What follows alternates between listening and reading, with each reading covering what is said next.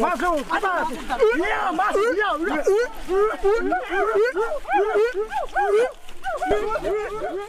Kayu besi rawa sepanjang 17 meter ini disiapkan untuk membuat salib. Melihat panjangnya, timbul pertanyaan, siapakah yang akan disalib? Siapapun itu, pasti sesuatu yang lebih besar dari mereka. Tapi Frankie Woro, Casimilus Awe, dan warga suku Auyu di Papua Selatan ini tak akan melukai siapapun. Mereka memakai salib ini sebagai tanda perlawanan.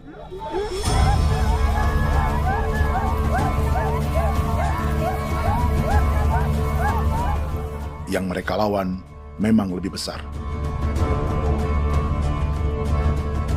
yaitu pemerintah Republik Indonesia.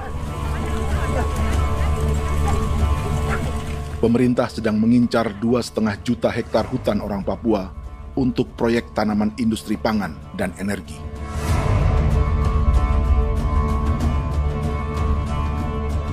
Ratusan kilometer dari salib orang-orang Auyu itu, orang Muyu sedang menyiapkan gerakannya sendiri. Tapi kali ini dalam bentuk sebuah pesta. Pesta yang disiapkan oleh marga Kimco Jinibju selama 10 tahun.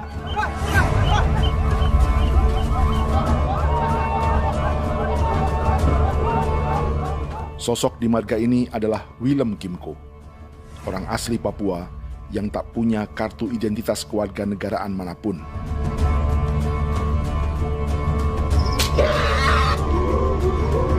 Pesta adat ini sudah cukup langka, tak hanya di Papua, bahkan di kawasan Pasifik dan peradaban Melanesia. Awalnya bayarnya ada kalau bukan. Internet ada kode kelem bipnuka, kode kelem bipnuka, dan jitana ya kati ko beren baran dipo. Kami mengambil ko kuning. Ada gagasan dan gerakan sosial di balik pesta orang-orang Muyu ini. Sama dengan gerakan salib merah yang dimulai orang-orang Auyu. Salib ini akan menjadi yang terbesar dari 1.800 salib merah yang telah ditancapkan berbagai suku di Papua Selatan dalam 10 tahun terakhir. Ribuan salib merah yang dipadukan dengan palang adat adalah tanda larangan yang menyatukan unsur-unsur adat dan agama.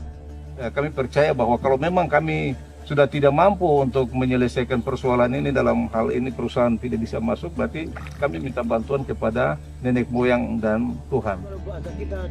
Atribut perang orang Auyu ini diukir atau dilukis, digambar di batang salib ini dengan tujuan bahwa kami larang dengan sangat keras. Jadi apabila siapapun, baik dari antara kita sendiri yang melanggar batas ataupun pihak lain yang mau mengganggu keselamatan hak tanah adat kami, maka kami siap untuk melakukan ancaman perang. Salib-salib ini tidak ditancapkan di halaman-halaman gereja, melainkan di tanah dan hutan adat, di dusun-dusun sagu, dan di tempat-tempat yang disakralkan. Sebab 1.800 palang adat dan salib ini memang bukan semata tentang agama, tapi untuk mencegah negara dan perusahaan memasuki tanah dan hutan adat mereka. Papua bukan tanah kosong.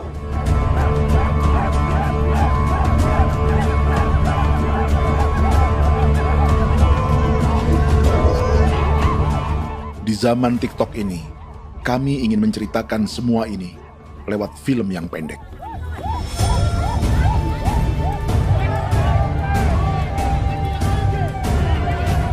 Tapi kami jelas gagal.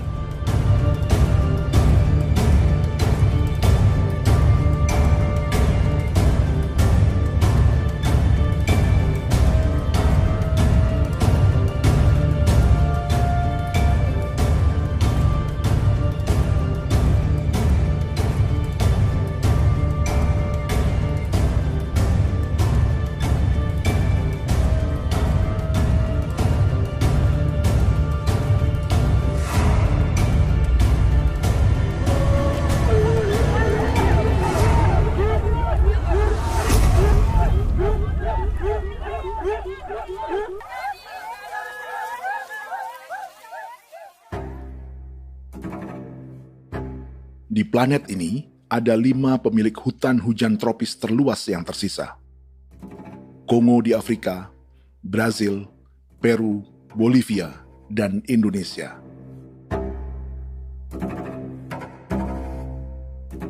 Di Indonesia, satu-satunya pulau yang hutannya masih terjaga adalah Papua, pulau terbesar kedua di dunia setelah Greenland. Lewat sejarah kolonialisme yang panjang, pulau ini kini dikuasai 2 negara. Bagian barat oleh Indonesia yang juga dikenal sebagai West Papua, dan bagian timur menjadi Papua Nugini. Dan tepat di perbatasan ini, di bagian Indonesia, sedang terjadi proyek pemusnahan hutan terbesar di dunia.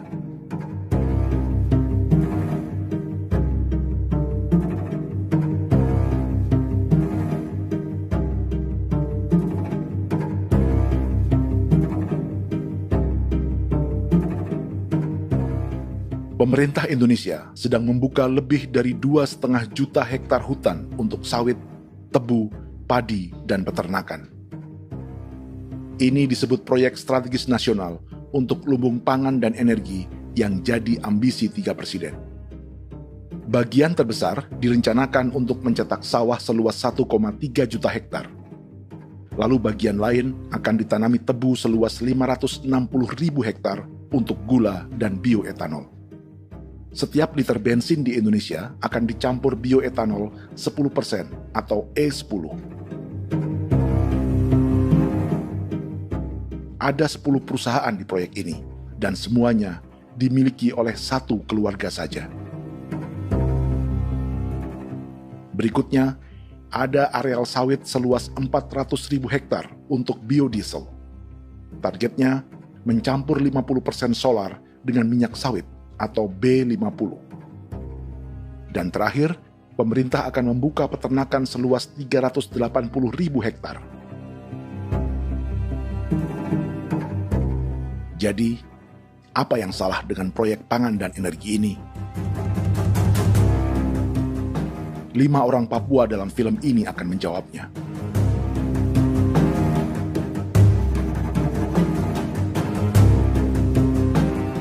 Yang pertama adalah Yasinta Moiwen dari suku Marin.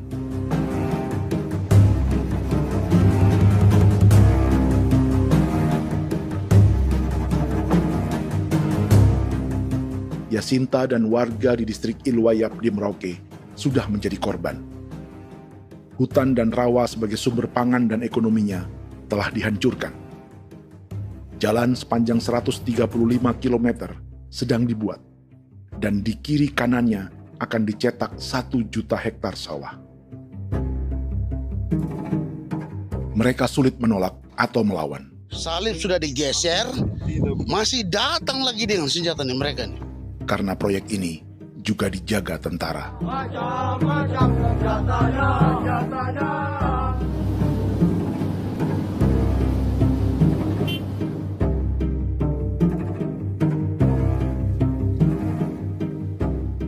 Yang kedua adalah Natalis Buer di distrik Tanah Miring, Merauke. Petani milenial ini merasa ditelantarkan. Sebab setelah hutannya diubah menjadi sawah, sebagian sawah-sawah ini tak tergarap. Orang asli Papua seperti Natalis tak punya modal untuk benih, pupuk, perawatan, hingga ongkos panen.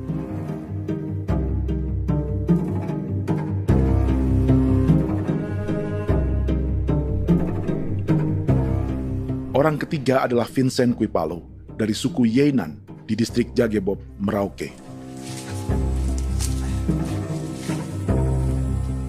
Vincent dan suku Ye sedang menjadi korban. Hutan adat orang-orang Ye sedang dihancurkan untuk perkebunan tebu dan bioetanol.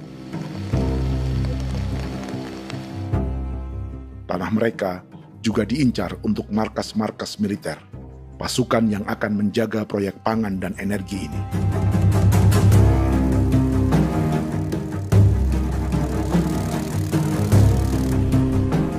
Yang keempat adalah Frankie Woro dari suku Auyu di distrik Fofi, Kabupaten Bovendigul. Hutan dan tanah mereka terancam perluasan perkebunan sawit untuk campuran biodiesel atau B50. Orang-orang dari suku Auyu ini adalah calon korban. Merekalah salah satu pelopor gerakan Palang Adat dan Salib Merah. Meski kadang berseberangan dengan gereja yang mereka anggap lebih mendukung pemerintah dan perusahaan. Mereka bahkan sedang merencanakan gerakan yang lebih besar, dengan salib yang lebih besar.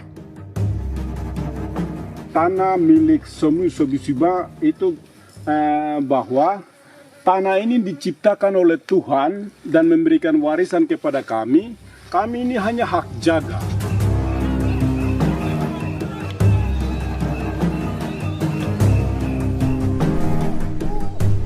Sosok kelima adalah Willem Kimco dari suku Muyu di Bovendigul. Tokoh adat dari Muyu ini hidup di garis belakang proyek negara, sehingga belum menjadi korban. Tapi mereka sedang bersiap menghadapi segala kemungkinan. Tinggal di belantara dan perbatasan membuat sebagian mereka tak punya status kewarganegaraan. Tapi mereka telah hidup jauh sebelum ada Indonesia atau Papua Nugini.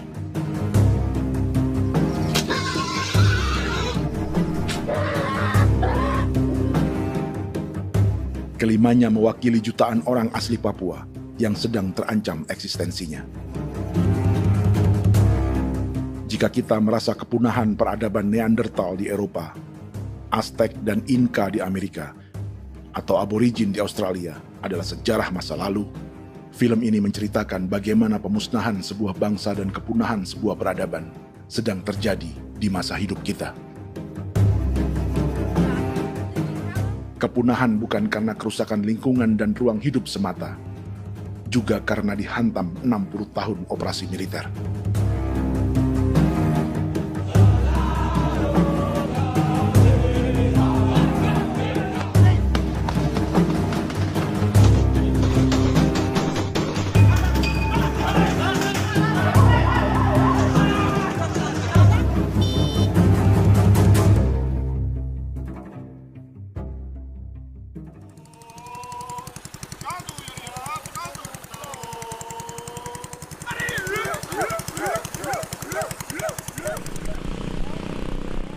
Frankie Woro dan orang-orang Auyu sedang berburu. Tapi lokasi perburuan mereka mulai dikuasai perusahaan perkebunan sawit.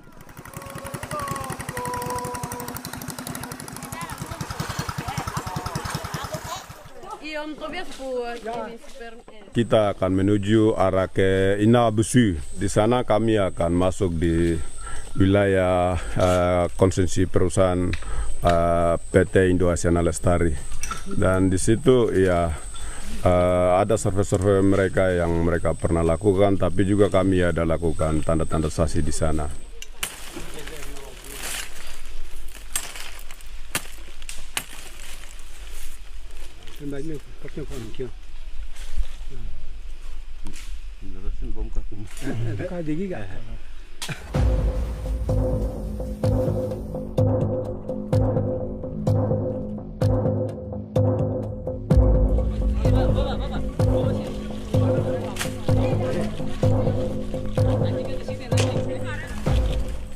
Dapat dengan yang induknya, tapi karena induknya dia lari dan terlambat kerja, akhirnya yang bisa kita dapat dia punya anak ini saja.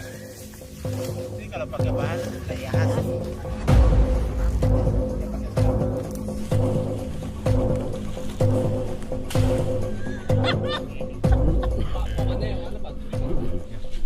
pohon ini pohon bitanggur, dia punya kayu ini kita biasa gunakan untuk kerja perahu, dan juga kulit depu getanya itu kita pakai untuk kerja ini, panah-panah ini lem, jadikan lem ini, panah-panah.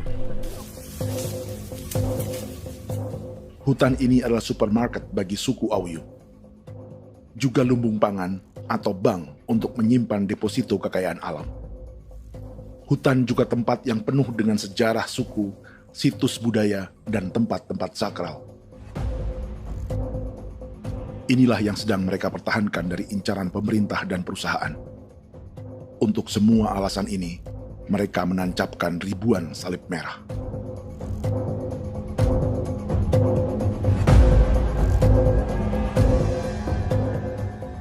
Tapi dari kampung, warga suku Auyu memberi kabar pada Frankie tentang intimidasi oleh aparat negara agar mereka melepas tanah ke perusahaan sawit dan berhenti memasang palang adat dan salib merah. Ada beberapa titik yang saya sudah siap, tetapi di sini emergensi dari saya, terutama di Kampung Sokanggon, PT Damai Timber. Dia mengganggu saya dengan menggunakan kekerasan maupun pihak hukum.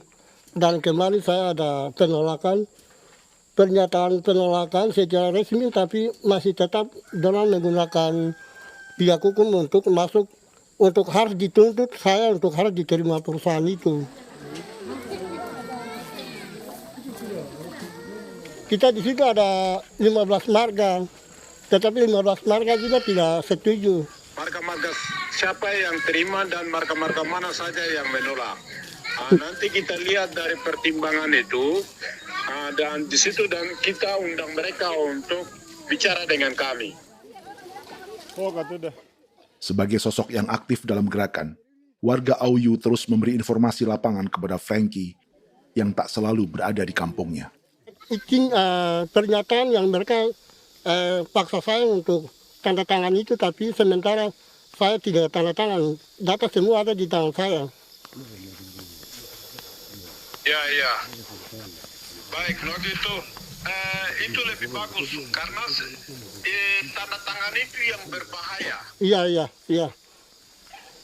Tanda tangan itu yang lebih berbahaya karena sekarang ini modern dan canggih, dan itu yang mereka biasa pakai untuk tipu muslihat. Mereka biasa pakai itu di tanda tangan itu. Betul. Dari Bambisa juga di Sofia dia masuk untuk memaksakan kami marga untuk harus menerima perusahaan itu. Tapi kemarin kami sudah menolak. Babinsa di sini nama bosku. Itu yang sekarang strategi militer yang sekarang mereka pakai. Jadi yang penting masyarakat itu yang benar-benar mau menolak siap dukung ketua marga siapa yang nanti tampil. Ini adalah peta konsesi sawit untuk biodiesel dalam proyek strategis nasional. Dan di distrik Fofi inilah, orang-orang Auyu hidup dari sungai dan hutan. Tapi Frankie di Bovendigul masih lebih beruntung. Setidaknya dibandingkan Yasinta Moyen di Merauke yang sudah kehilangan hutan dan rawanya.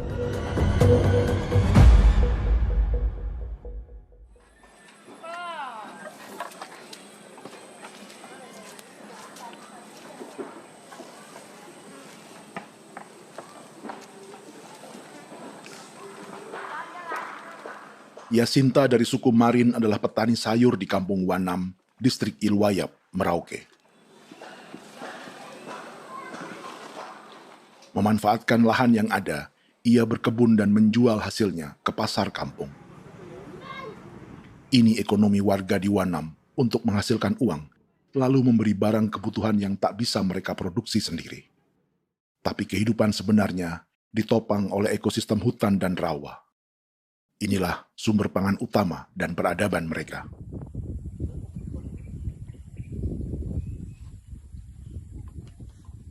Namun ketenangan ini diusik ketika tiba-tiba pada Mei 2024, di Pelabuhan Wanam datang ratusan alat berat untuk proyek pangan dan energi pemerintah.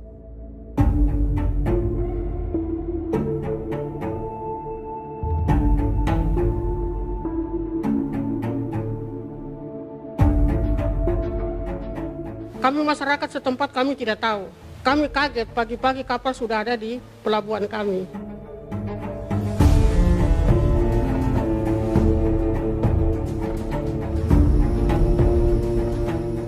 Yasinta Moywen atau Enrika Gebze dan warga lainnya tak pernah diajak bicara atau dimintai pendapat.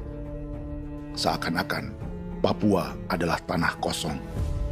Kita suka kaget yang dong bawa turun alat berat dong bawa turun, kita kaget masyarakat. Dorang subongkar itu kayu-kayu.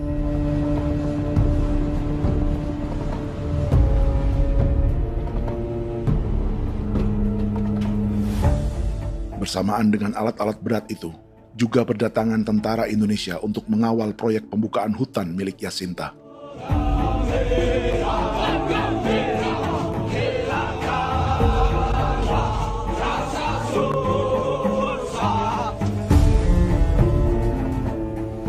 Ribu alat berat didatangkan dari Cina ke Papua oleh perusahaan bernama John Lin Group sebagai kontraktor pemerintah. Ini disebut sebagai pesanan eskavator terbesar di dunia dengan nilai 4 triliun rupiah. Misinya membuka hutan dan rawa milik orang Marin, salah satunya untuk membangun jalan sepanjang 135 km.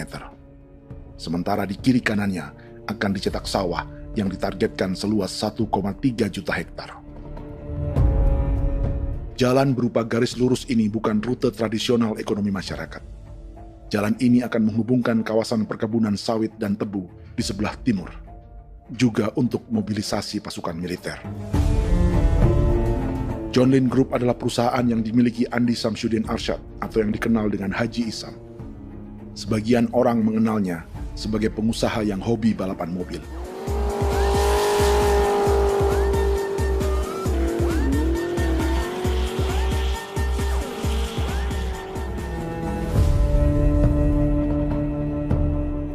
Tapi di Kalimantan, ia berbisnis batu bara, perkebunan sawit, pengolahan karet, penerbangan, perkapalan, dan biodiesel.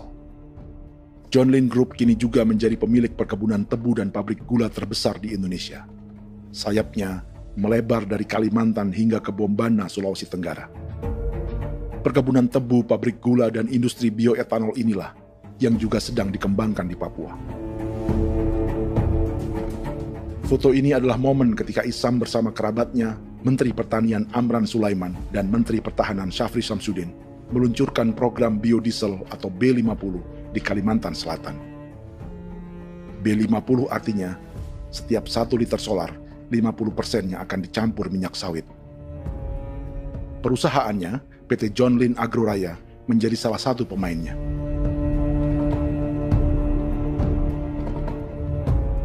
Sepanjang tahun 2025, saham PT John Lin Agroraya pernah naik hingga 700%.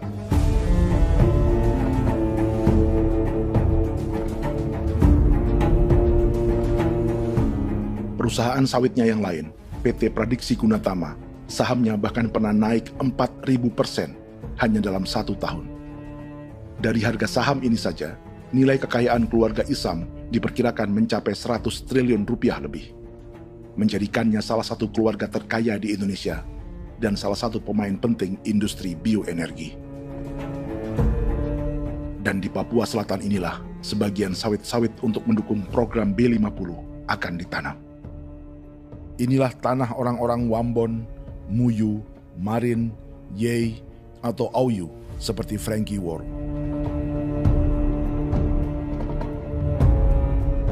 Haji Isam pernah menjadi tim kampanye nasional Presiden Joko Widodo dalam pemilu 2019 saat melawan Prabowo. Bintang Mahaputra Utama diberikan kepada Saudara Andi Syamsuddin Arsyad. Beliau berjasa luar biasa dalam mendorong pertumbuhan ekonomi daerah maupun nasional. Setelah menjadi presiden, Prabowo memberi gelar kehormatan Bintang Mahaputra Utama pada Isam.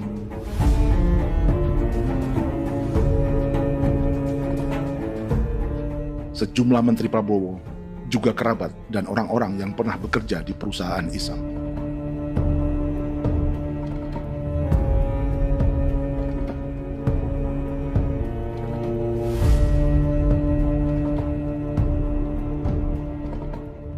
Lawan sebesar inilah yang sedang dihadapi Jacinta di kampung Wanam, Merauke. Atau petani perempuan lain seperti Enrika Gebse. Jadi alam kita ini sudah rusak. Jadi kita itu biasa jalan dari sini tuh harus pasang jerat di situ, harus cari makan di situ lagi. Itu tempat-tempat itu pasang-pasang jerat, tempat babi, rusa, sekarang sudah tidak ada lagi.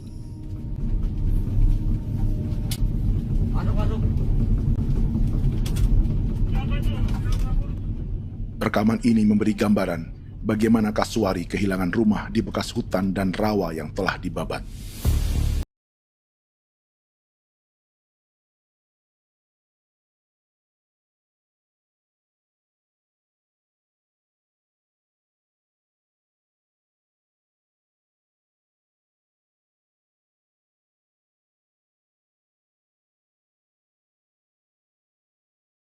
Keterlibatan tentara dalam proyek pangan dan energi di Papua memakai dalih bahwa ancaman terhadap negara kini tak hanya perang secara militer,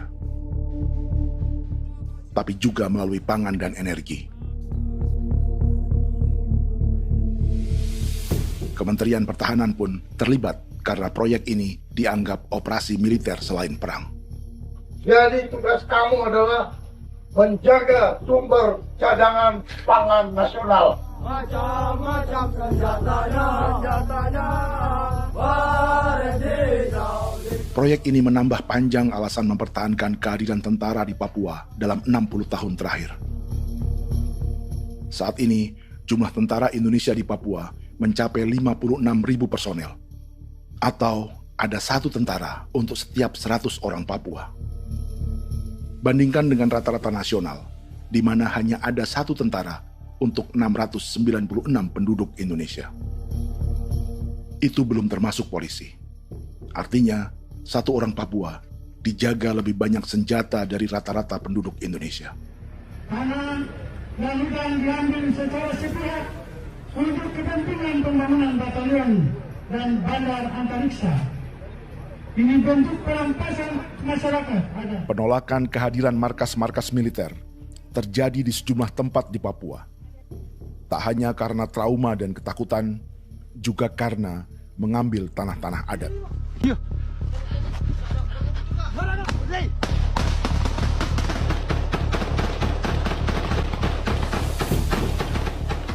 Salah satu alasan mengapa militer terus ditambah di Papua, karena masih ada perlawanan dari Organisasi Papua Merdeka atau OPM selama 50 tahun terakhir. Ayo. Tapi kekuatan militer OPM diperkirakan hanya 1.430 personel dan 360 pucuk senjata. Selebihnya, mereka menggunakan senjata tradisional.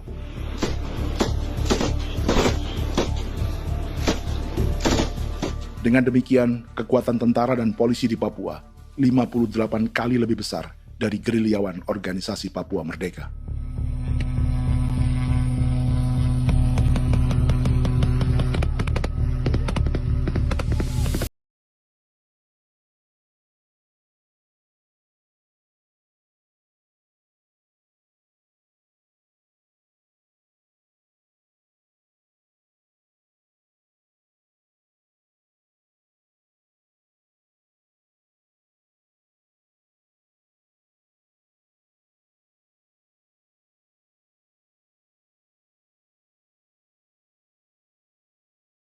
Swasta. Seperti Batalion Infanteri Teritorial Pembangunan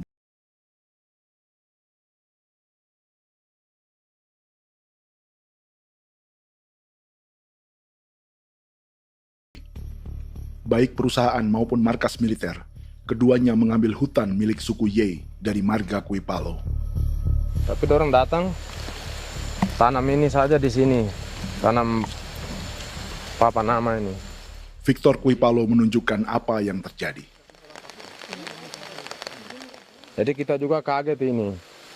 Nah, kalau ini papan nama ini memang ini papan nama ditanam tapi bukan haknya mereka yang ini. Ini hak kami di sini, hak dusun kami, marga Kuipalo yang punya hak dusun ini. Setelah memasang patok, alat berat mulai bekerja untuk membangun markas militer di tanah orang Ye.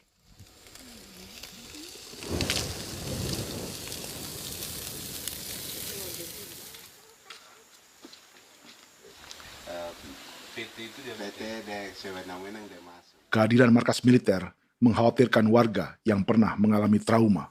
Takut kenapa? Kalau macam yang awal macam sekarang bu kampung hidup ini kan aman. Terus kenapa harus didirikan korem di sini? Bukankah dengan adanya Korem semakin aman ada tentara di sini? Kalau untuk Bukampung kayaknya tidak bisa aman kalau ada tentara, paling masyarakat dipukul itu ini. Kalau Bukampung hidup begini malah saya sejahtera dan saya punya masyarakat. Apa pernah ada pengalaman buruk sebelumnya dengan tentara di daerah sini? Ada yang cerita waktu pos-pos di sini tuh di 13, 12 itu zaman katanya Patimura. Memang kasihan. Malah kita punya orang ini yang dianiaya betul, dipukul. Disuruh kerja bakti tidak mau atau lama mencari, namanya kita pangkur sagu itu butuh waktu 1 minggu. Kalau lama begitu ya paling diseret apa pukul itu. Operasi militer Indonesia di Papua dimulai tahun 1962 lewat Operasi Trikora. Tapi perlawanan bersenjata pertama di Papua baru dilakukan tahun 1965 di Manokwari. Nanti tanggal 1 Mei jam 12.30 pemerintahan di Irian Barat mutlak akan jatuh di tangan.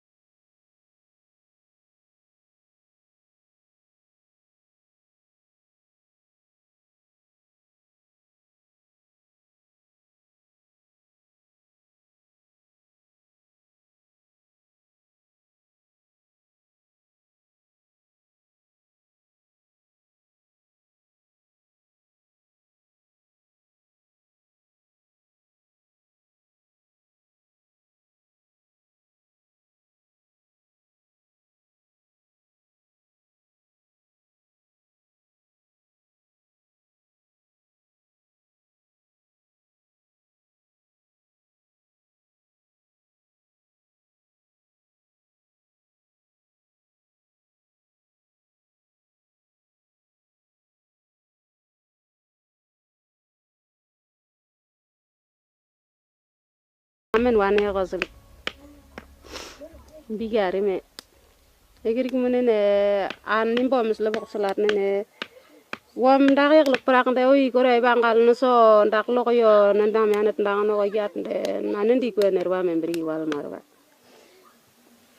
egrik munene wa tri ngel no semana o ngal siak ya ber kumbik nyak masala ore na me wo gosuluk ri namen wani go semane kuman nak wani wani ndemo golok ndak misri namen bre golok nak no semana ne be minit waru ra kana abi nindige war be mino pragit de laina bulan maret april yana mana kantan barak na lire na bam ne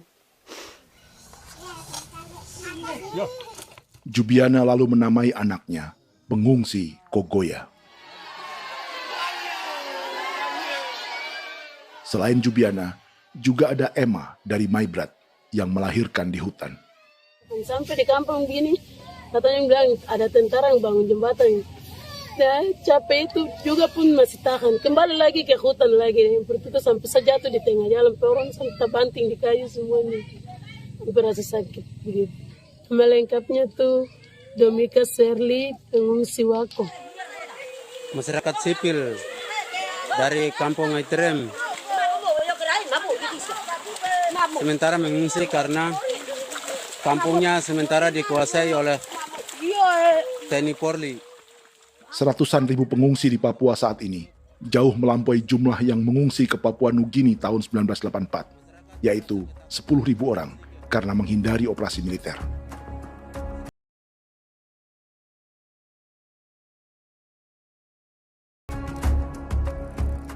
Bersamaan dengan operasi militer, eksploitasi sumber daya alam Papua juga dilakukan sejak masuknya tambang emas dan tembaga Freeport pada tahun 1967.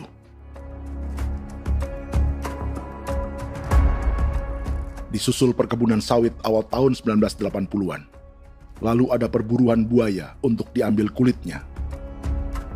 Sebelumnya, ada eksploitasi gas alam di Teluk Bintuni, pencarian besar-besaran kayu gaharu, atau pembukaan hutan tanaman industri. Ini belum termasuk perburuan dan perdagangan ikan arwana di selatan Papua, penebangan kayu merbau dari hutan-hutan Jayapura, emas di Blok Wabu Intan Jaya, bahkan nikel di pulau-pulau kecil Raja Ampat. Dan kini, dalam skala yang belum pernah terjadi dalam sejarah, Papua dipaksa mencetak sawah, tebu untuk bioetanol, dan sawit untuk biodiesel.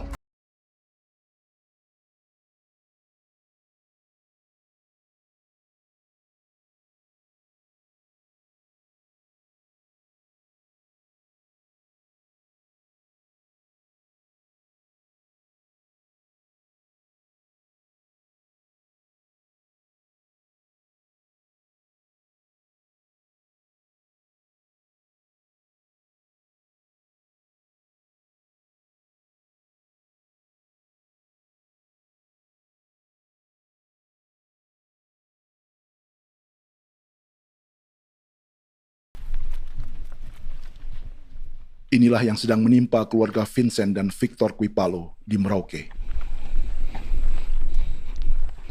Hutan mereka diambil untuk markas militer dan industri perkebunan, PT Murni Nusantara Mandiri. 1 dari 10 perusahaan yang diberi konsesi untuk menanam tebu dan memproduksi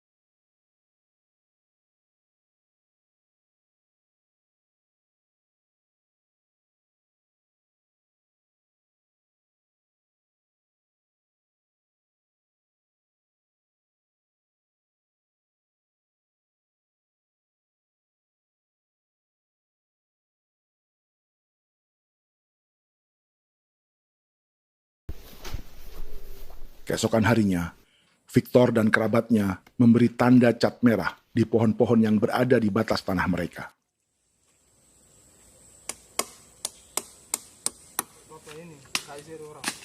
Tapi tanda peringatan adat ini tak diindahkan perusahaan.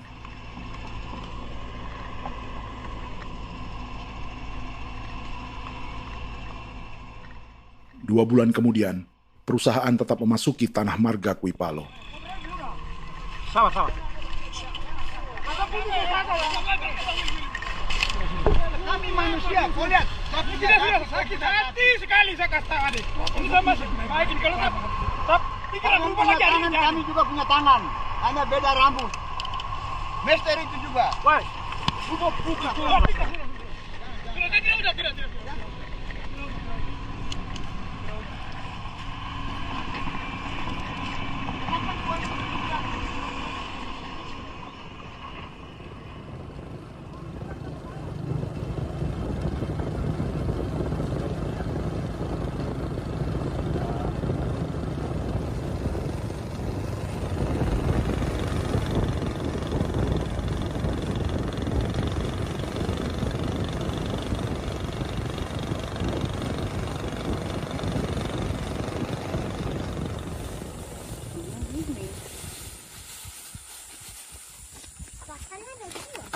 kayak masuk sini.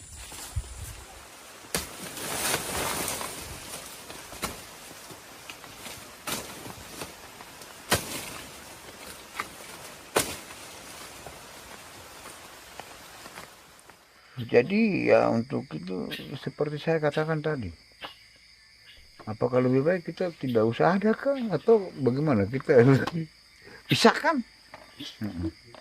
pisahkan dari negara ini kan, jangankan tuh. Saya kemarin bicara sama Daniel, datang sama saya dengan persoalan Kodam ini, saya bilang Pak Daniel kalau lebih baik saya ngungsi ke Papua Nugini.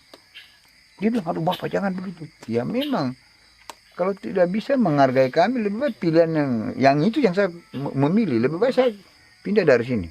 Saya mengungsi ke Papua Nugini, di negara tetangga. Masih di laut. Apa?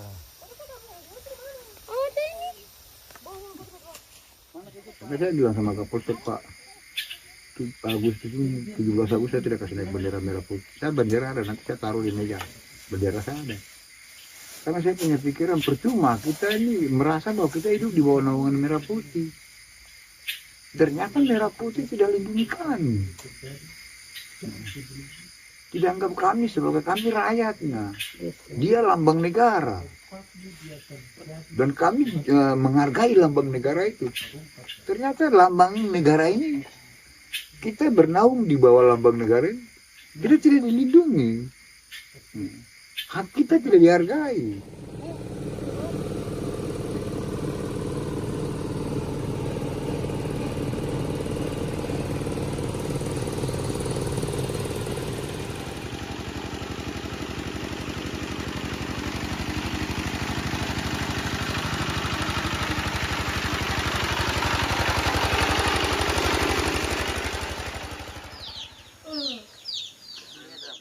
Marga Kuipalo dari suku Ye terus mendapat teror dan intimidasi agar melepas tanah mereka yang hanya dihargai Rp300.000 per hektar.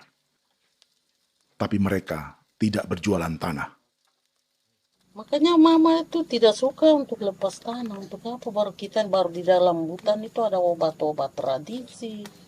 Itu sudah Kalau macam ada sayur juga, kita ambil sayur yang dia tumbuh sendiri. Jadi kita ini mau kemana, kalau itu sudah digusur, ya habis.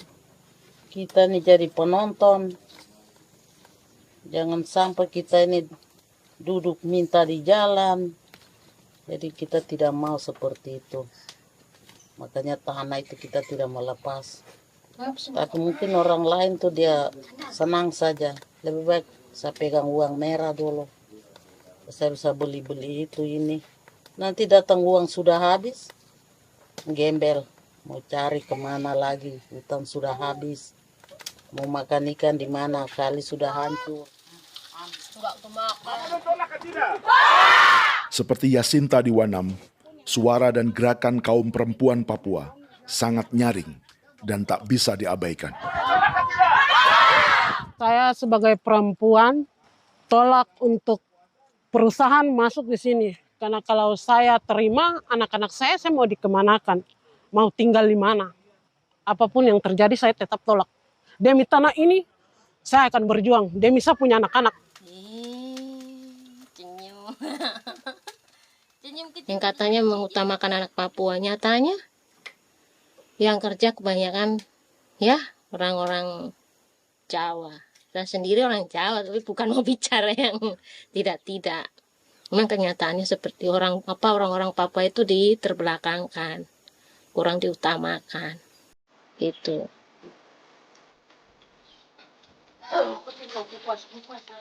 Proyek food estate seperti mencetak sawah, bukannya tak diikuti warga Papua.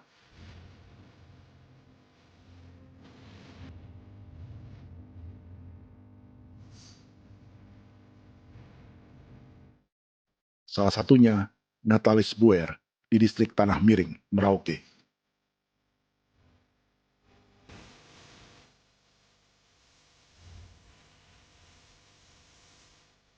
Setelah menghabisi hutan, pemerintah Indonesia mencetak sawah untuk tanaman padi karena beras mulai menjadi makanan pokok menggantikan sagu. Sebagian besar penggarapnya adalah warga transmigran yang datang sejak era 1980-an. Bahkan petani transmigran sudah ada sejak Belanda membuka proyek padi kumbe di distrik Kurik. Lokasi yang sering jadi langganan pejabat Indonesia memamerkan sawah di Papua. Tapi Natalis juga ingin belajar menanam padi atau bersawah. Namun ia kesulitan karena dibutuhkan modal untuk benih, pupuk, hingga pemeliharaan dan panen. Lalu sawah-sawah ini pun mulai dikuasai pendatang.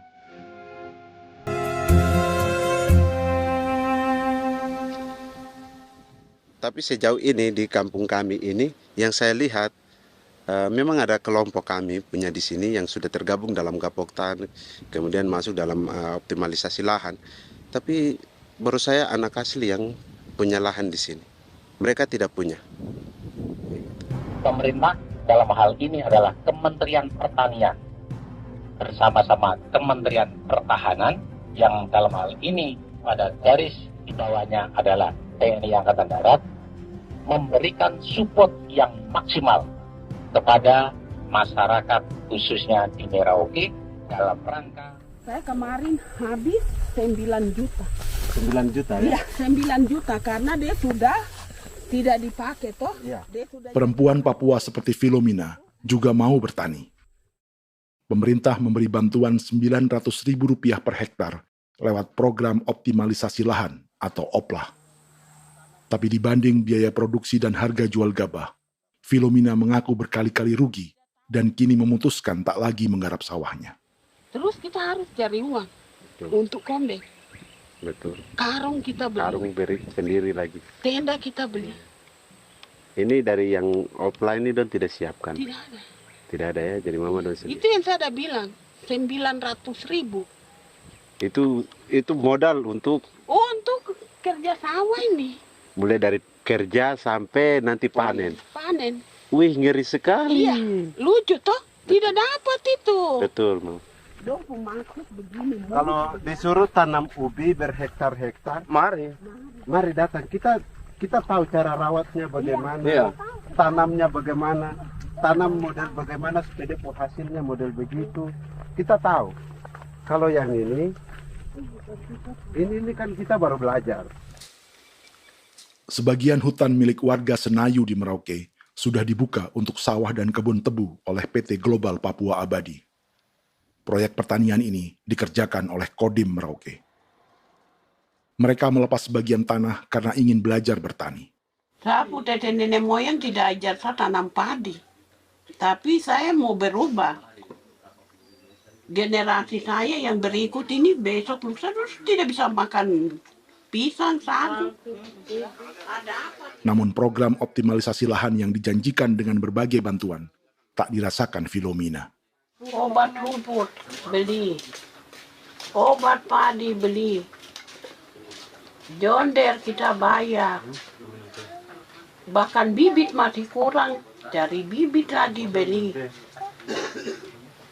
Jadi saya memang kalau program pemerintah saya sama sekali saya tidak suka. Baku tipu.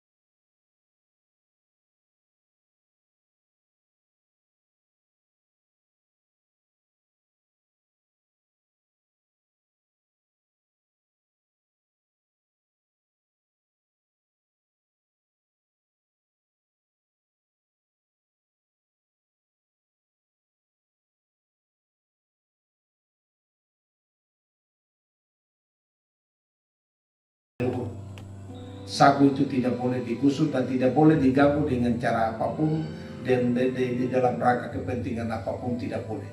Kamu harus bela, bahkan sampai nyawa pun harus menjadi taruhan demi membela.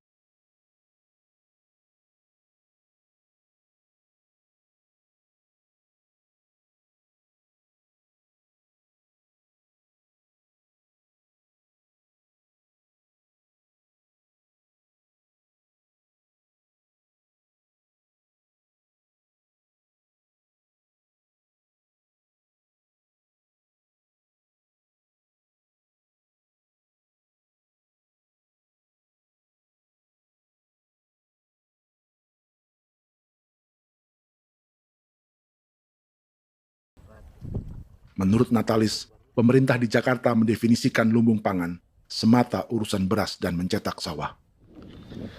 Sebenarnya orang Papua itu bukan tidak bisa bertani. Kami tanam ubi itu bagian dari pertanian. Nah, pertanian yang dimaksud oleh pemerintah itu harusnya selalu, itu kalau bisa pemerintah harus spesifikkan. Pertanian apa yang dimaksud? Pertanian tanam padi atau pertanian tanam ubi, petasan dan lain-lain. Ini yang harus dispesifikkan dulu. Begitu, sehingga tidak menjustifikasi kami orang asli Marin bahwa kami tidak bisa bertani. Bukan. Kami buka kebun besar-besar di sana, bahkan bermeter-meter, ratus-ratus meter pakai sekop, bukan pakai ekskavator, tapi ini pakai skop. Itu pertanian, begitu. Bagi Natalis, alih-alih memaksimalkan sawah-sawah yang sudah ada untuk petani Papua, pemerintah selalu membuka hutan baru, seperti dikerjakan perusahaan John Lynn Group dan melibatkan tentara. Padahal, sejarah keterlibatan militer dalam proyek food estate atau cetak sawah adalah sejarah kegagalan yang bertubi-tubi 4 presiden selama 30 tahun terakhir.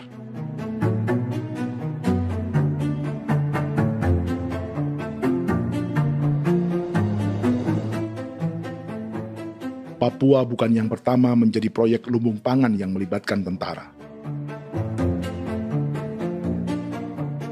Kalimantan telah menjadi korban 30 tahun sebelumnya.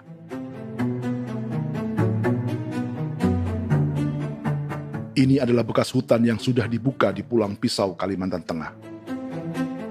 Tahun 1996, di era Presiden Jenderal Soeharto, ia menghabisi 1 juta hutan di lahan gambut untuk mencetak sawah demi memenuhi ambisi swasembada beras, bukan swasembada pangan. Hutan tropis Kalimantan dihabisi dalam skala yang belum pernah terjadi dalam sejarah. Di bawah rezim militeristik, tak ada yang berani melawan keinginan Soeharto, termasuk orang Dayak seperti Kuneng. Nggak bisa dihalangi itu. Nggak boleh dihalangi. Ya kalau ada kata-kata aja menghalangi, sudah kita diseret ke kepolisian dulu. Atau bisa langsung di PKI-kan. Iya, di PKI-kan gitulah. Jadi kita tuh nggak berani apa-apa dulu tuh. Ya. Apa maunya aja. Misal bilangnya A. Setahun setelah pengundulan hutan skala besar itu, tahun 1997, untuk pertama kalinya Kalimantan mengalami kebakaran lahan dan kabut asap terbesar dalam sejarah.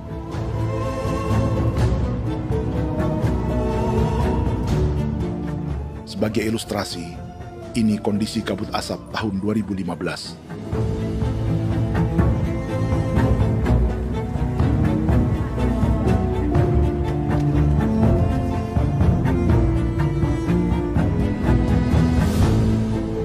Proyek 1 juta hektar sawah Jenderal Soeharto itu gagal.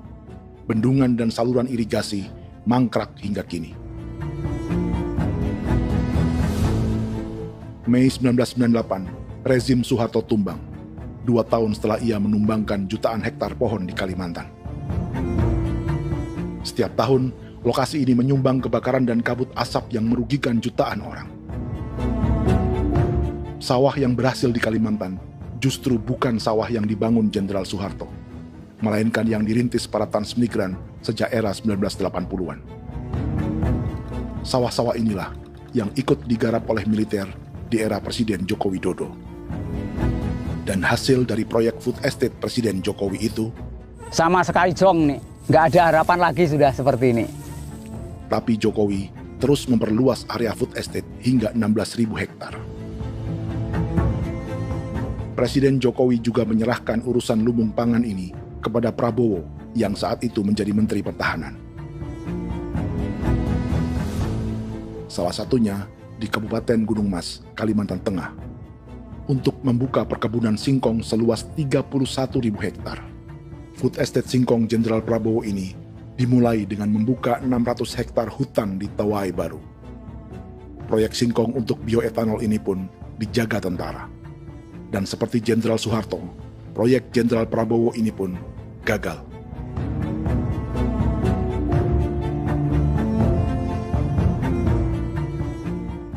Dengan reputasi ini, Joko Widodo dan Prabowo justru sedang membuka 2,5 juta hektar di Papua.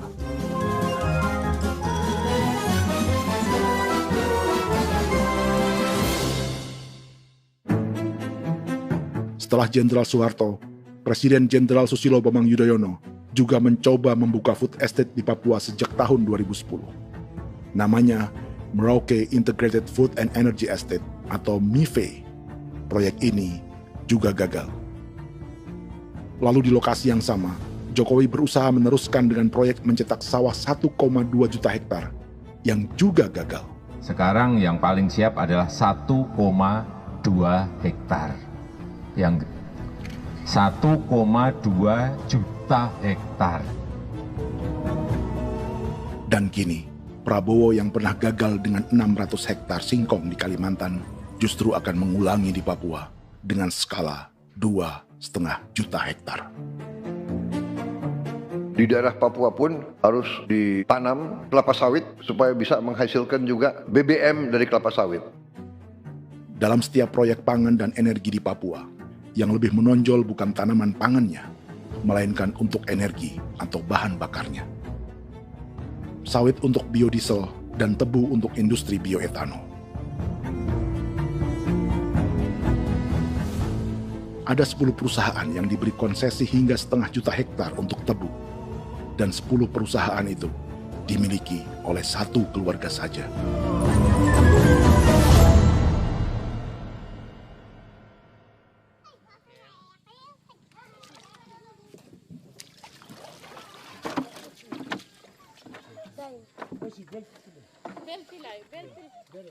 Para perempuan Auyu di Bovendigul akan berangkat memancing. Priska Beni membantu menyiapkan perahu.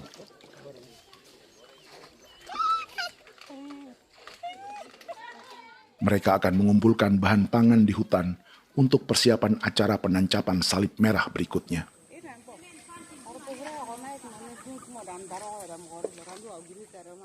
Priska sudah mengambil posisi memancing.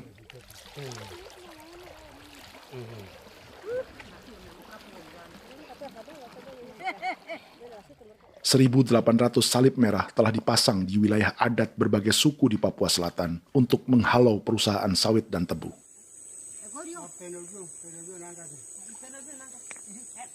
Maria Tebung yang paling muda datang membawa hasil.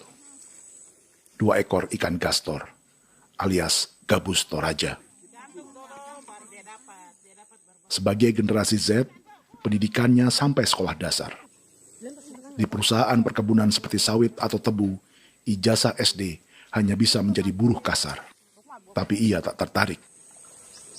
Karena kita hidup itu dari alam, kita pancing, juga di darat, bawa anjing, terus bikin pagar sagu, dapat babi, bawa baru kita makan. Jadi kita tidak mau perusahaan masuk. Sementara Priska Beni masih mencari peruntungan. Tapi baginya, menjadi nelayan di Sungai Fofi masih lebih baik daripada bekerja 9 tahun di perkebunan sawit. Sudah pengalaman, jadi kita tidak mau lagi. Seberapa lama ketika kerja itu?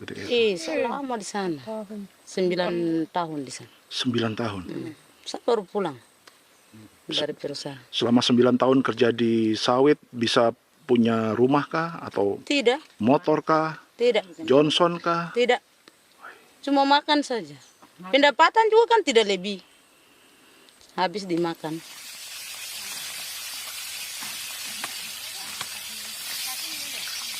Satu minggu libur berapa hari? Tidak libur. Minggu tetap kerja? Tetap kerja. Tidak bisa ke gereja? Hari Minggu kerja. Hari Minggu juga kerja. Jadi Dia tidak mengenal agama perusahaan itu. di grup perusahaan sawit Korindo, Priska digaji 2 juta rupiah per bulan dan tinggal di mes karyawan.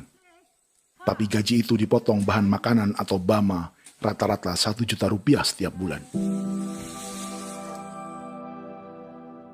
Korindo adalah grup perusahaan yang salah satu usahanya adalah hutan tanaman industri dan sawit di Bovendigul dan Merauke. Di Papua, mereka memakai bendera PT Tunas Sarwa Ema. Perusahaan ini pernah memberi bantuan pada Keuskupan Agung Merauke. Keuskupan Merauke belakangan mengeluarkan pernyataan mendukung proyek strategis nasional di Papua. Umat Katolik yang memprotes sikap gereja tersebut ditangkap polisi. Jadi selama 9 tahun tidak bisa nabung? Tidak. Makan saja. Makan saja. Makan saja. Menabung bagaimana? Keperluan banyak. Sudah sampai. Habis di anak-anak uang sekolah. Uang 1 juta itu mana sampai. Mau nabung juga tidak cukup. Sudah pengalaman, jadi kalau di sini perusahaan mau masuk tidak.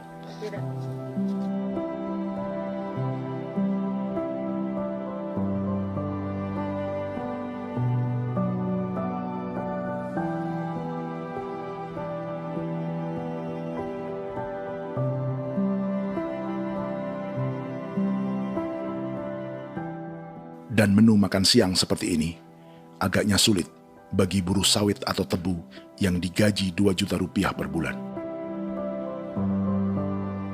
Generasi Z seperti Maria Tebung atau generasi milenial seperti Priska Beni punya matematika ekonominya sendiri. Sawit untuk biodiesel atau tebu untuk bioetanol tak akan ada bedanya bagi mereka.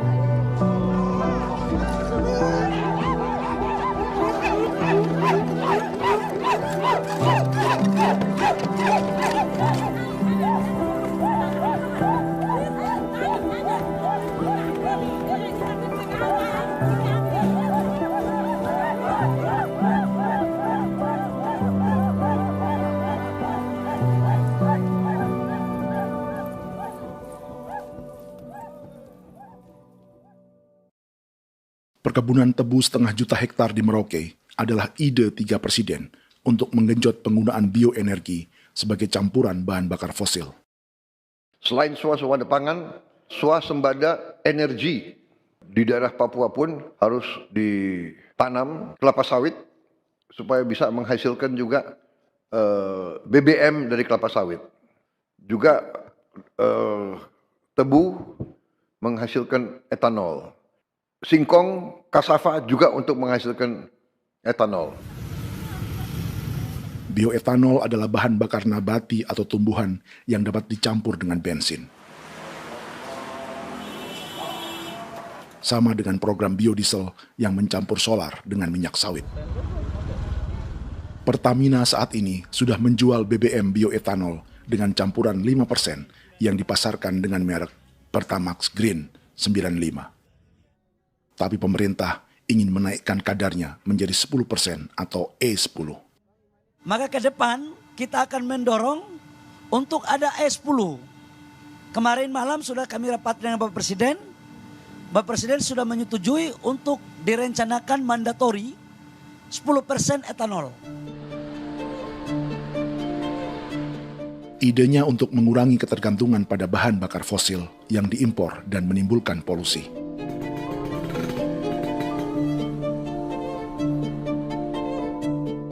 Tapi bioetanol bukannya tak mengorbankan lingkungan, hutan, rawa, dan manusia. Karena program E10 membutuhkan 7,3 miliar liter bioetanol, maka lahan yang dibuka untuk menanam tebu bisa mencapai 1,3 juta hektar. Sementara saat ini, luas perkebunan tebu di Indonesia hanya 500 sampai 600 ribu hektar. Artinya, butuh lahan baru hingga 800 ribu hektar untuk menanam tebu. Dan 500 ribu hektar diantaranya sedang dibuka di Papua. Hutan yang tadinya untuk menumbuhkan pangan, berubah jadi tanaman untuk bahan bakar di jalanan. Kecepatan pulihnya hutan beradu dengan jumlah dan kecepatan kendaraan di jalanan.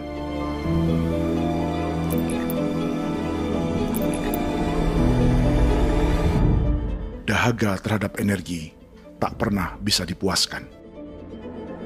Setelah minyak sawit untuk biodiesel, dunia kini merambah singkong, jagung, dan tebu untuk bioetanol.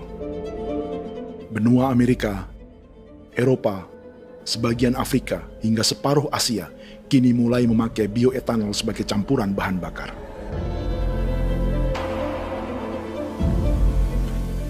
Selain perebutan lahan, masa depan dunia juga dibayangi semakin mahalnya harga pangan karena persaingan antara perut manusia dengan tangki kendaraan.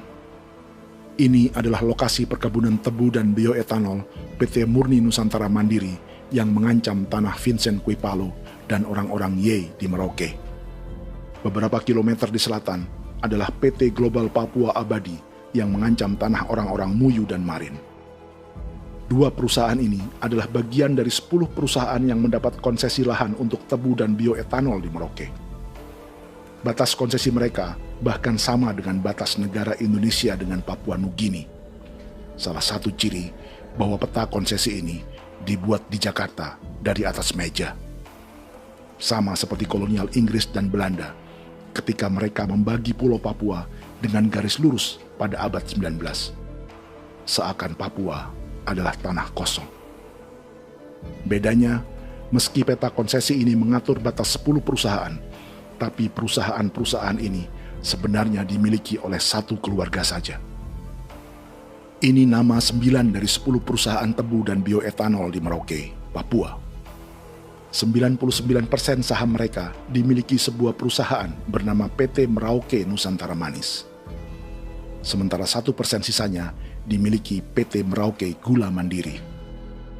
Tapi saham kedua perusahaan ini dimiliki PT Merauke Sugar Group.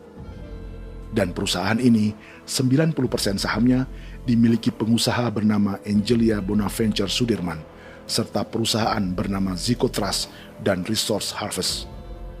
Lalu 10% lainnya dikuasai PT Papua Energi Abadi, yang pemiliknya adalah Dudi Christian dan Angel Madeline.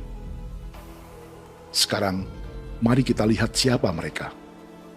Angelia Sudirman adalah keponakan dari salah satu konglomerat sawit Indonesia, Martias Fangiono. 9 perusahaan di Papua ini berada di bawah bendera Merauke Sugar Group.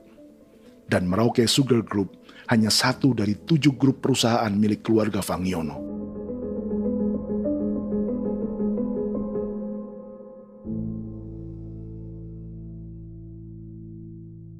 Ini Martias Fangiono. Seperti Haji Isam, Martias selama ini dikenal sebagai pengusaha sawit yang kini merambah bisnis tebu dan bioetanol.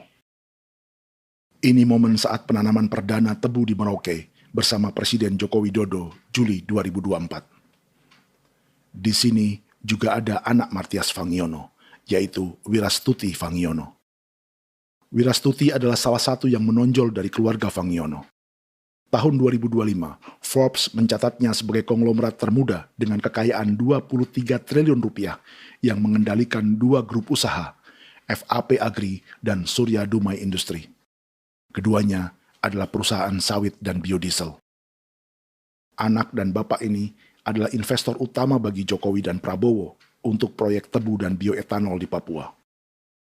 Sementara yang ini adalah Martua Sitorus, pemilik raksasa agribisnis dunia, Wilmar International, yang juga memegang konsesi sawit di Papua lewat berbagai perusahaan. Tapi Martua kini memakai bendera baru, yaitu KPN Corporation atau Karunia Prima Nastari. KPN inilah yang memiliki kelindan bisnis dengan keluarga Fangiono untuk proyek Tebu Merauke. Apalagi grup Wilmar yang didirikannya juga pemain gula utama di Australia. Tahun 2010, Wilmar membeli 100% saham perusahaan gula terbesar Australia, Sucrogen. Akuisisi senilai 1,5 miliar dolar Amerika ini langsung menjadikan Wilmar pemain tebu terbesar kelima dunia. Sebagian bibit tebu yang ditanam di Merauke adalah varietas yang dikembangkan Lembaga Riset Gula Australia atau Sugar Research Australia. Sugar Research Australia lalu menjalin kontrak pengembangan bibit dengan PT Global Papua Abadi milik Fangiono.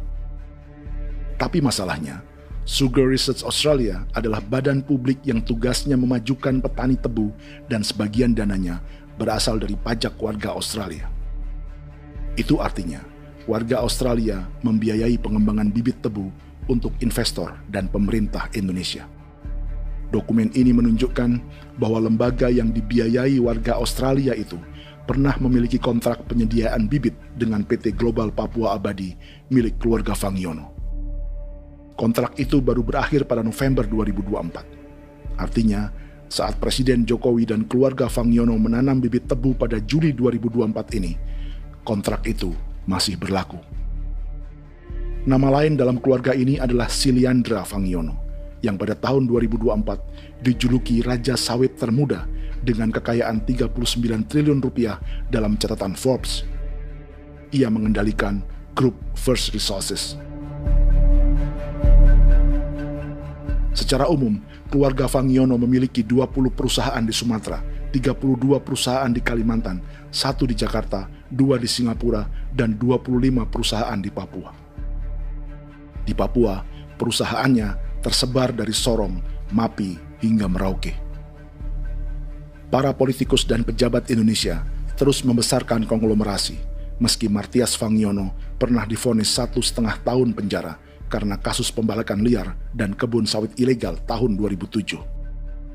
Sementara tahun 2022, Wilmar terlibat kasus korupsi ekspor minyak sawit dan divonis mengembalikan kerugian negara 11,8 triliun rupiah. Tumpukan uang ini disebut sebagai pembayaran dari grup Wilmar yang diterima secara simbolis oleh Presiden Prabowo pada Juni 2025 lalu. Tapi peran raksasa biodiesel dan bioetanol dunia ini belum akan surut di Indonesia. Bahkan sebaliknya. Sebuah dokumen presentasi bisnis dari Wilmar International Limited pada tahun 2010 ini bisa menjadi petunjuk. Presentasi ini bagian dari proses pembelian 100% saham raksasa tebu Australia, Sucrogen. Dalam presentasi ini, Wilmar mengaku ditawari konsesi lahan 200.000 hektar di Papua, atau dulu disebut Irian Jaya, untuk menanam tebu. Dengan penerbangan hanya 2,5 jam dari kantor Sucrogen di kota Townsville ke Merauke, Wilmar akan mengawinkan bisnis gula dan bioetanolnya menjadi pemain dunia. Dan lokasi yang diincar oleh Wilmar adalah distrik Ilwayap di Merauke, kampung halaman Yasinta Moiwen. Dan persis disinilah, 14 tahun kemudian, ribuan eskavator John Lynn Group milik Haji Isam mulai membuka hutan sebagai kontraktor pemerintah. Presentasi dan gagasan ini dibuat oleh Wilmar pada Juli tahun 2010. Sebulan kemudian, Agustus 2010, pemerintah Presiden Susilo Bambang Yudhoyono meluncurkan proyek Lumbung Pangan dan Energi Merauke atau Merauke Integrated Food and Energy Estate. Targetnya membuka lahan 1 juta hektar dalam 5 klaster yang masing-masing 200.000 hektar. Angka yang sama dengan presentasi Wilmar. 5 tahun kemudian, 2015, giliran Presiden Joko Widodo yang mau melanjutkan proyek pangan dan energi 1,2 juta hektar. Menjelang pensiun sebagai presiden, Jokowi kembali menggencarkan proyek ini dan melibatkan Prabowo sebagai Menteri Pertahanan.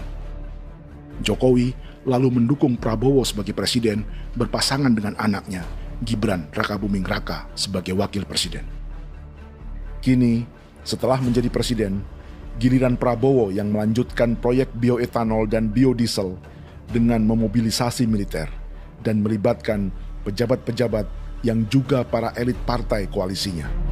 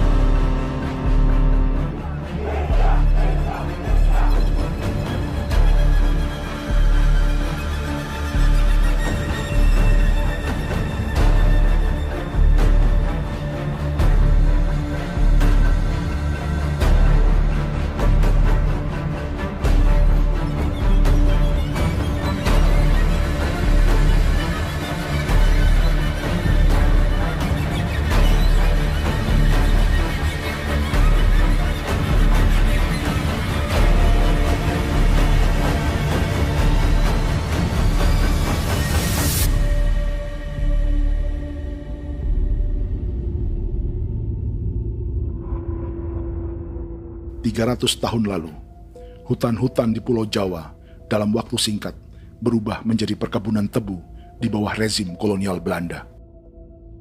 Orang Jawa menjadi buruh dan petaninya dipaksa menanam tebu.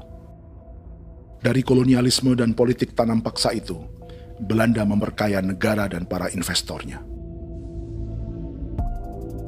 Tak puas membuka hutan untuk perkebunan di Jawa dan Sumatera, kolonial Belanda menanam tebu hingga di Suriname dan mengerahkan ribuan orang Jawa sebagai buruh pada tahun 1890. Inggris yang sudah menguasai negara seluas India dan Papua Nugini pun masih menanam tebu jauh di tengah Samudra Pasifik, di tanah orang-orang Fiji. Lalu memindahkan puluhan ribu orang India menjadi buruh di sana.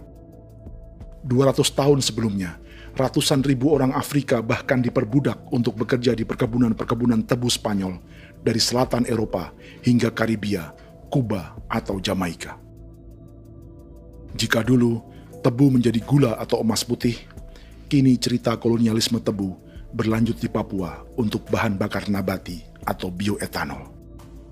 Dan seperti semua cerita tentang kolonialisme, akan ada yang berpesta dan ada yang membayar. Dalam setiap cerita pesta kolonialisme, baik di Jawa, Karibia, atau di Papua, selalu melibatkan para elit lokal, dari pejabat, perwira, hingga agamawan. Tapi dalam setiap kolonialisme, juga selalu ada cerita tentang mereka yang mempertahankan diri dan melawan.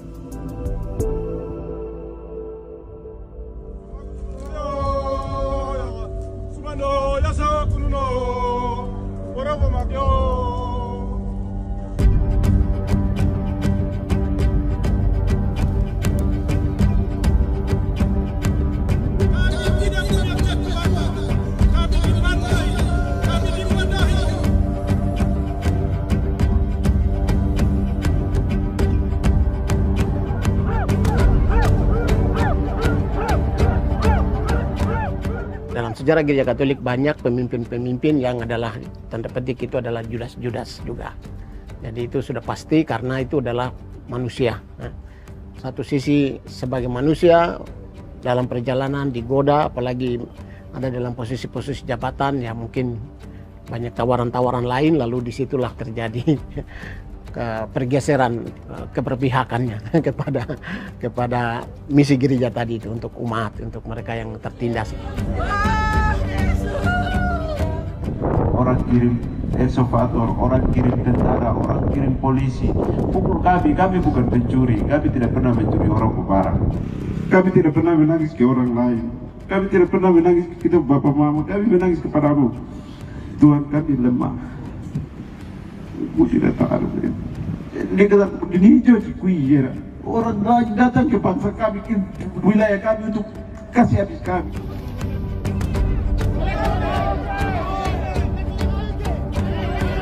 Ya Hakimam Dehi, Ya Hakimam Dehi, Bono Ya Hadikul Dehi, Bono Ya Hadikul Dehi. Kita buat sasi seperti begini untuk menolak perusahaan apapun yang masuk di tanah kami. Kalau kita kasih, kita bikin rusak sekarang, kita punya generasi berikutnya mau dapat kemana.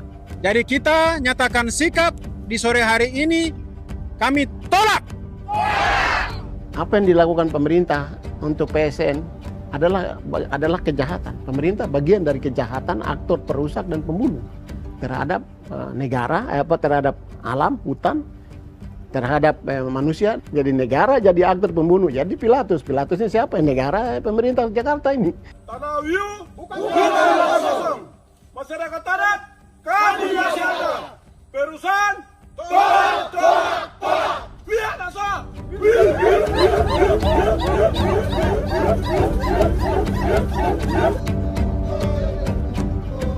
Jika tanah adat dan hutan adat hilang, kami mau hidup di mana? Maka di sini saya mau bilang, negara jangan tipu-tipu kami lagi.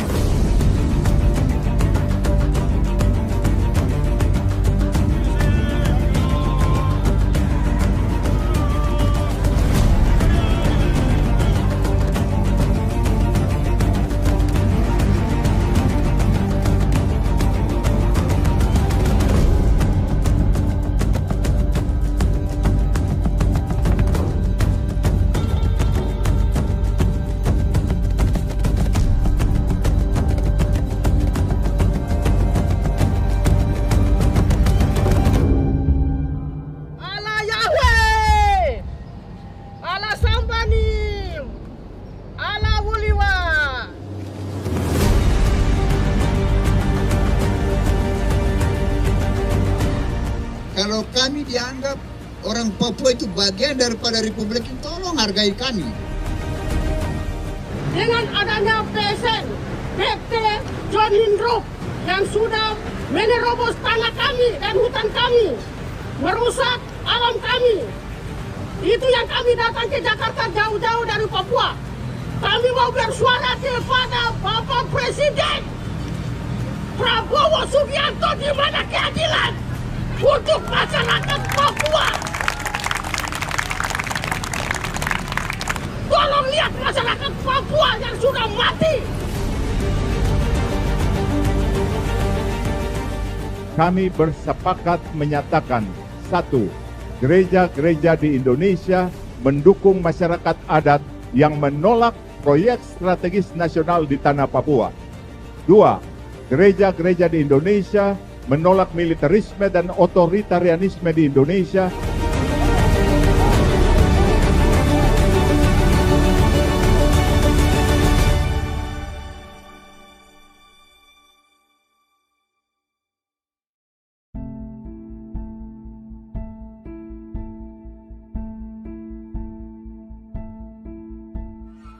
Kita sering merasa banyak hal buruk sudah jadi cerita sejarah.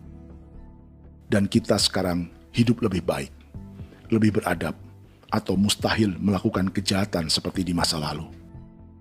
Kita tidak lagi menghukum mati orang dengan memenggal kepalanya. Kita menembaknya atau menyuntik racun agar tertidur dan mati. Tapi ada hal-hal yang tak berubah. Salah satu pembantaian yang kuat di ingatan kita adalah kejahatan Nazi atau genosida di Rwanda. Padahal pembantaian juga sedang terjadi di masa kita, seperti di Gaza, Palestina. Penghancuran sebuah peradaban seperti Indian di Amerika atau aborigin di Australia juga kita anggap masa lalu. Sekarang kita merasa lebih baik dan lebih toleran. Padahal proses penghancuran bahkan pemusnahan yang sama sedang terjadi terhadap bangsa Melanesia di Papua. Begitu juga dengan praktik kolonialisme.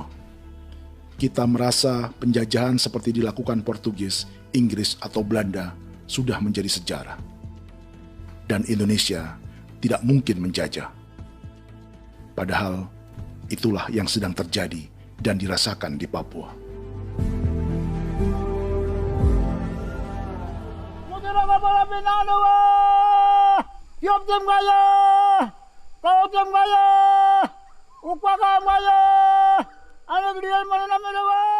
Jalannya sejarah ini disadari Willem Kimco di pedalaman Bovendigol, Papua. Hidup terpencil dan tak tersentuh urusan negara bukan berarti selalu aman.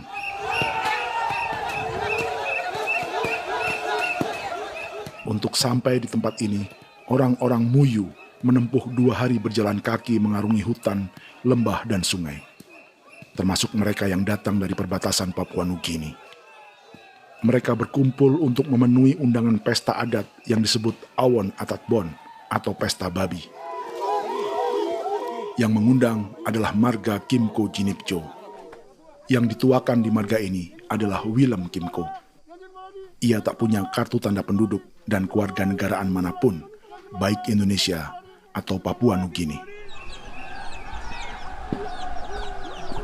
Tahun 1984, 10.000 orang Papua, terutama suku Muyu, mengungsi ke Papua Nugini untuk menghindari operasi militer Indonesia, termasuk Willem Kimco.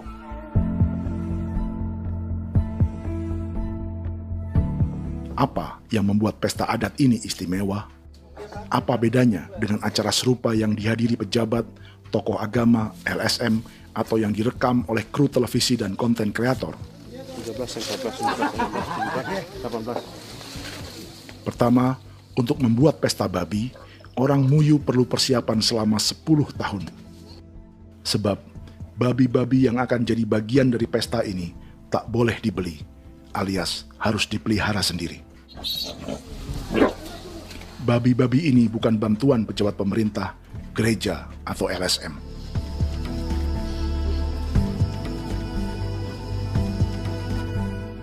Yang kedua, babi-babi ini tidak dipelihara di kandang.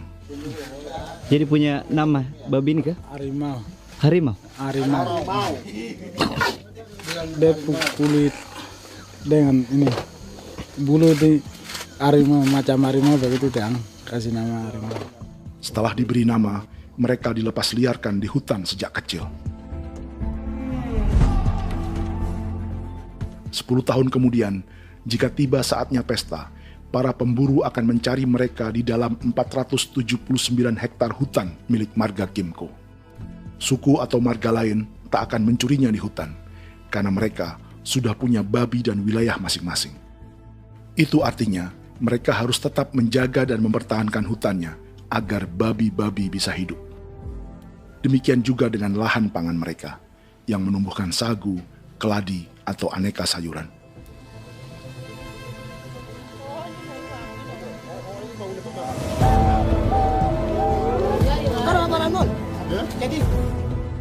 Yang ketiga, dalam Awon Atatbon atau pesta babi, binatang ini tidak dimakan secara gratis. Setiap marga atau klan dalam suku Muyu akan membayar jerih payah tuan rumah menjaga hutan dan memelihara babi.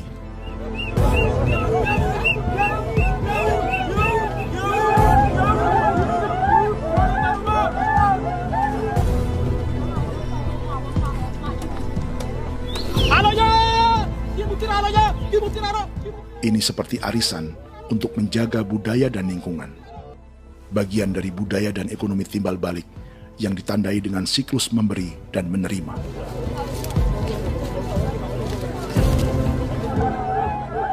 Ini juga cara orang Muyu membangun dan memperluas aliansi.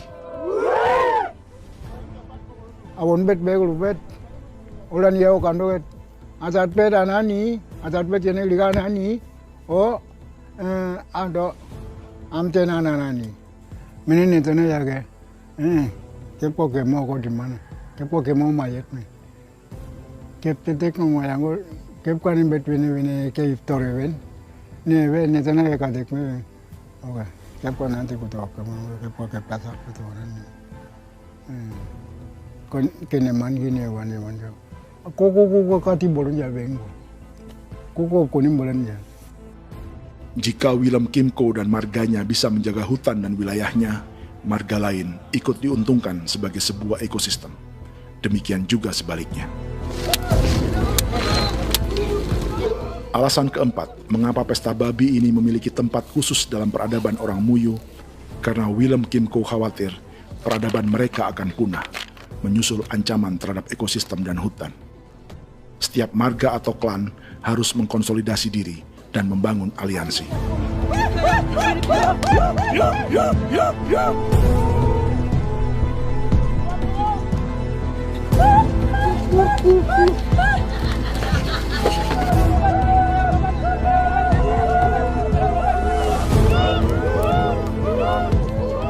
Kekhawatiran Willem dan orang-orang Muyu tak berlebihan.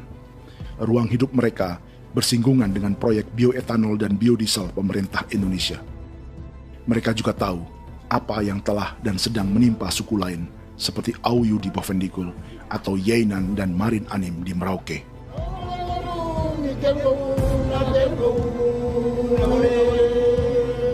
Jika suku-suku lain menggunakan palang adat dan salib merah sebagai gerakan perlawanan, orang-orang Muyu memakai pesta babi untuk mempersiapkan diri dan konsolidasi.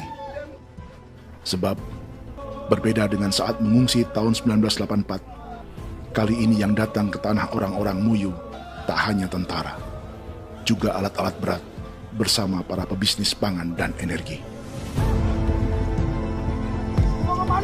Awas,